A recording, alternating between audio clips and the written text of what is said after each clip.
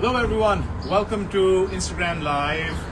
Today we're going to do a walkthrough on the Aicon Contemporary Dialogue series with Marcy Chevali, who is right here with me, and we are going to be walking through her solo show. Hey Marcy. All right, as we are going inside, I'll put the mask back on. It's also a very, very cold day. Come on in, I don't want to freeze any one of us who are doing this. So, all right, Marcy. So we have here, I think, almost 40 glasses from the core of the glass rods that I sold out, had really success with, and now we see more works. We also have very dedicated works speaking with very hard. So we have conference, and I think that's kind of the entire gamut. So why don't you start us off? Tell us what you will follow us Okay. Shall I start here? Sure. If you don't mind, why don't we start with what I think is the grand lead of the largest one. It's called Dialog, and it is with glass rods and welded together. So tell us about your techniques, how long it takes, what you do. Well, I was in a technique called flame, so I start with a glass rod, and what I do is I just use a small torch in front of me, and I just use that so that I feel the glass. And so this is all, these are all in and of themselves reasonably straight lines, right? And so where do you start? Where does the work start? Is it somewhere in the middle? Is it are you tell also where you start this particular work? Usually I start at the end. With this piece, I actually started in the middle, and it's a canto. It's this row, just slightly larger because I'm still figuring things out. Yes. So with this piece, I took a thicker rubber glass, and I created this shape that went in a little bit here, and then the shape that I wanted. And then from there, I worked up and created this shape first, and then these. And then I came and did the bottom. And so somewhat, I don't know, deliberately or accidentally, the work is anthropomorphic. Was that deliberate? It looks like the torso vaguely of a human being. Is that deliberate or accidental? That was not deliberate. I was thinking more of like a land form. I wanted it to be a little more mountain-like, just a little composite and then more of a land shape. So you have a beautiful description of why you work with glass and how this is at once delicate and strong and organic for all the world. Right. Well, I mean, glass is thought of as fragile. It is very easy to break. And once it breaks, it's dangerous. You have to be careful not to cut yourself. Make sure you get all of it. It's everywhere. See it. But it is a little stronger than you would think. And like with these pieces,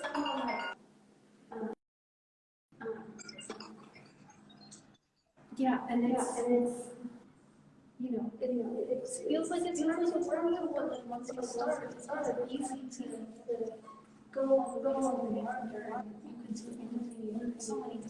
Sure. I think we'll see many more of these, but I can stop you and drop you here. You talk about the drawing, but one last thing before we leave this piece and then we go to a drawing. This is also the first time that you worked with creating an armature, creating a stand. What does that say? It's made out of glass, and it's just kind of it's beautiful. I took a mountain ugly because I couldn't stand. So I wanted to make a stand. So this is like a traditional thing that you would see like in a museum. I see. So did you weld again very other than the flat base, everything else seems at least technologically very similar. So you've taken a brass rod and you welded it, and, right? Yeah, it's solder. It's solder. Yeah. Yeah, it is kind of smaller, but also a little different because with brass you move it when it's cold. I see. And so you have 2 points of fixation here and one this one. Right. Okay. All right. Pick a drawing and start your drawings. Okay. You want to do it?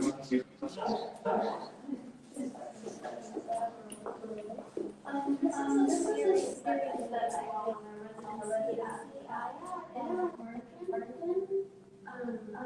So they're inspired by water, and they're actually, I don't know if you can see it, but they are tiny circles. So all of the circles come together as kind of water fluid shape. They're just poetic. They're very brilliant. Now, you've given them. They're very loose because they are loose inside very non-loose, very hard edge. What is that?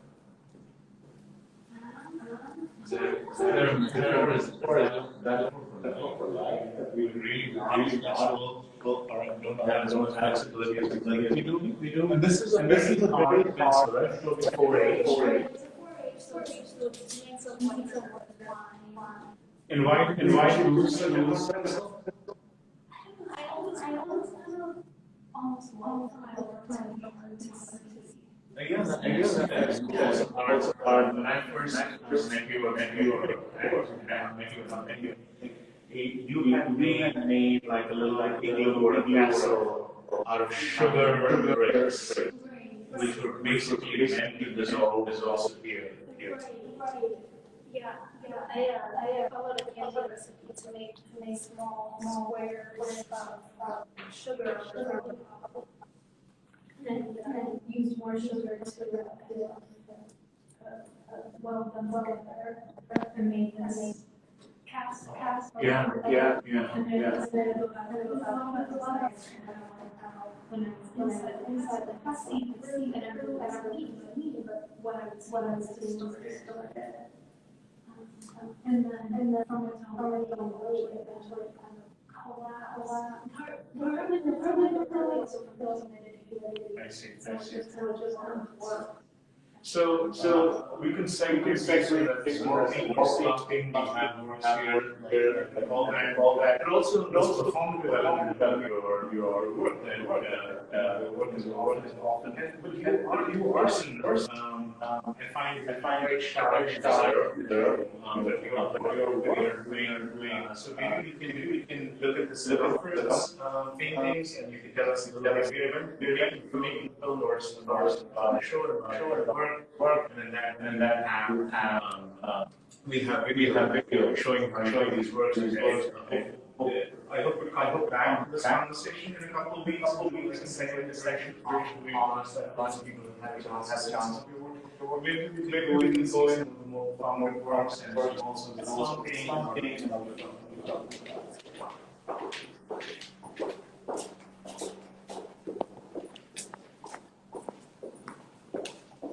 That's a lot of manual work, but I was thinking of one of the circumference drawings. If you wanted to walk us through that, they all have this some sort of fetal. They recall fetal. What's going on? Can you describe how you these?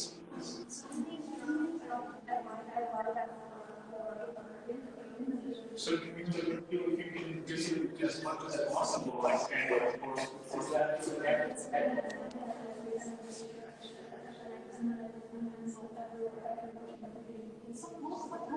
so that losing your legs, your thighs, oh, so that's I see. And then once you've gone past your feet, you then. And so why what was the point of making it work like that? Why don't you stay free to look at the picture? We can visualize it.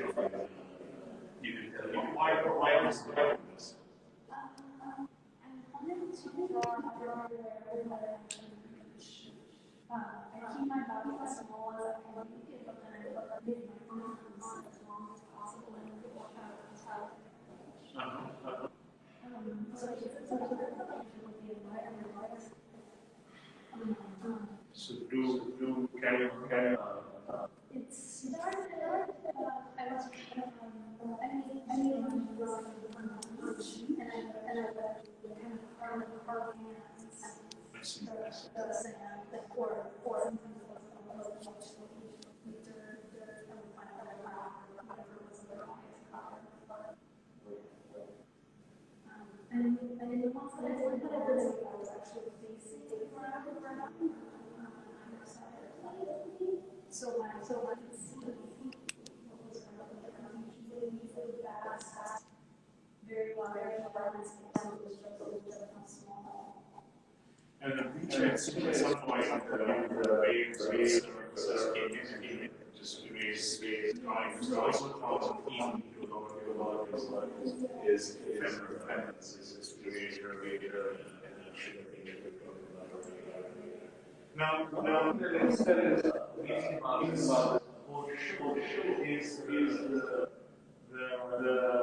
sheer different textures and surfaces and just there is this notion of network thing from the classroom. These drawings, and also that net comes across so many ways. And one is this one installation we have, which is you woven steel bars, right?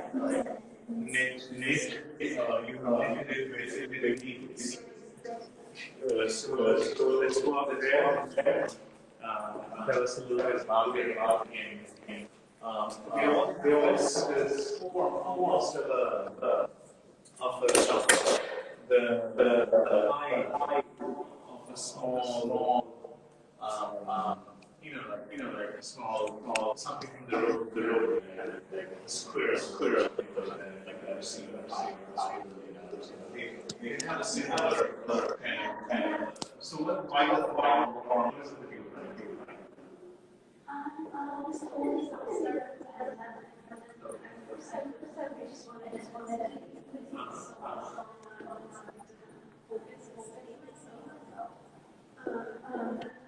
These are these would actually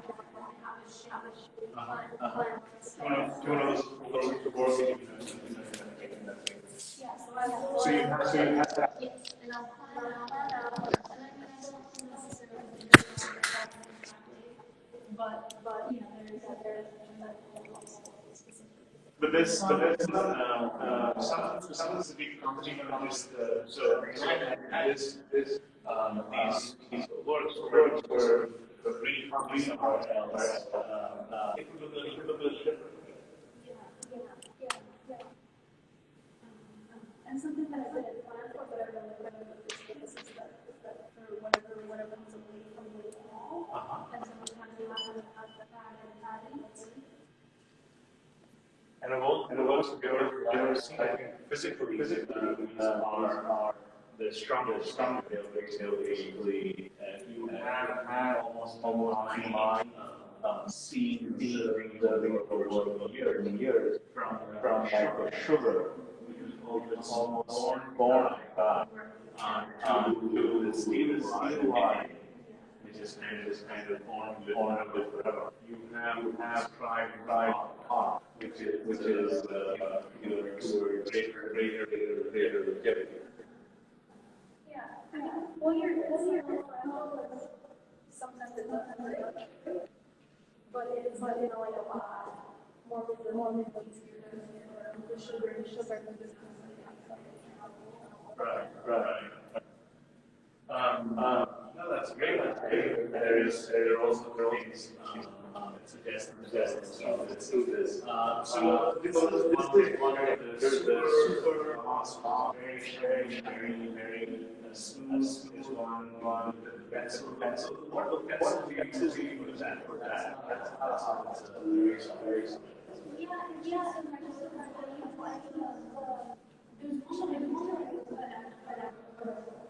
some of them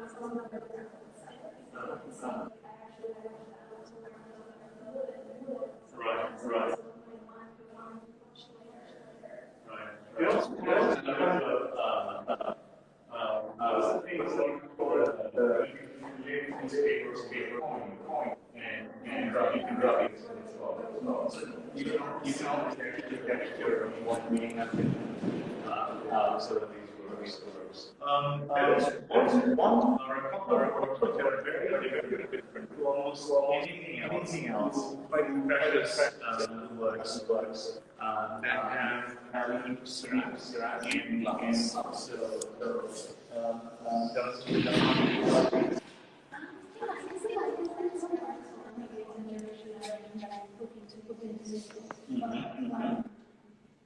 So what is it? Tell us a little bit about what is it? What is it? they're just that's how it started. I was making these small. So how did you make these small platform? Yeah, I just had like flattened it and then I put the hole in it. I see. But there's something about them that like made me think of like the scales of a fish or feathers or something that I really like. So I wanted to create this ceramic form that would kind of hold them. And the ceramic form is, have you worked in ceramic before? This was my first time. And so these are hollow forms, I take it? Yes. So you just built them and then fired them. Yeah. When you do something new, they also seem to have some glaze. You glaze them as well? Yes. So they have a fair amount of work that went into that. But unlike a lot of other artists, I think one thing I love about your work is I don't think you have a rough idea of what is going to come out of it, but you really don't know for sure what the work product is going to be, right? That's right. It's kind of like a more intuitive shape. It's hard to describe exactly what it is that I want, but I feel like sometimes like a specific curve communicates with something specific. And this is true for all of your work. Yes. So some of these, there's one last one in particular that I want to bring your and everyone's attention to is there's almost like there's like a baby inside. So tell us about that. How did that come to happen? How is it that you have something inside?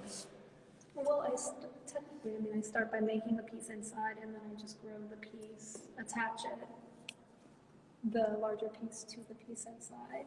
I see. And because glass is how it is, unlike say oil painting, which takes a long time to dry, you don't have any of those issues. Right? It's basically very quickly you're able to, once you form that little thing inside, then you're pretty much ready for building your piece. Pretty much. There are lots of different types of glass, but the glass that I use is called borosilicate. And Borosilicate? yes. And so I start off, if I'm starting at the end, like if I'm starting right here, I'll use another piece of glass rod and I'll start to build off of that, and eventually when it gets big enough I'll take that rod off. I see. But it cools to the touch in about like 5 minutes.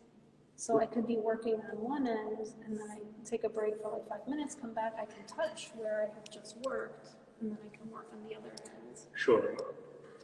So you have then used this language. There are two words, I think we're getting close to time, that I want you to tell us a little bit about. One is where it feels like something slumped, and so the third dimension was given up or lost. And then I also want to talk about these works where maybe by design there was no third dimension. So you can pick whichever one you want to talk about first and tell us a little. Okay, well with this one, yes I did.